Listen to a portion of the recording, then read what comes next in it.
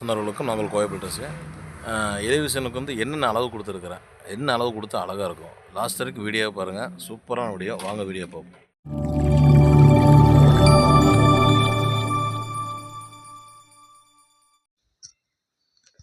எல்லா சொந்தங்களுக்கும் நாங்கள் கோயப்பட்டுச்சு. இப்போ சைட்டோட அளவு சொல்லிடுறேன். அந்த எலிவிஷனோடது இப்போ பார்த்தீங்கன்னா மேலே வந்து 33 அடி வருது. அதில் டிவைட் பண்ணி வச்சுருக்கிறோம். இந்த பார்டர் பார்த்தீங்கன்னா 10 இன்ச் வச்சுருக்கிறேன்.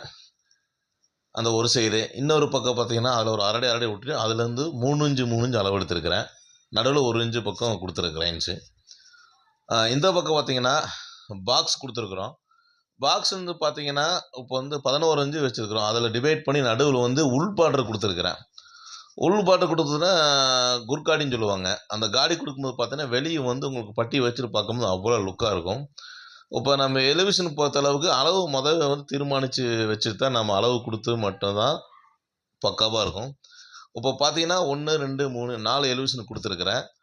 அப்போ இந்த கீழே பார்த்தீங்கன்னா அந்த லாப்ட்டுக்கு வந்து 2 அடிக்கு 1/2 அடி கழித்து அதில் 1.5 அடி வெளியே வந்திருக்கு. அதில் வந்து எள்ளு மாதிரி கொடுத்துட்டு அது ஒன்று க்ளோஸ் பண்ண போகிறேன்.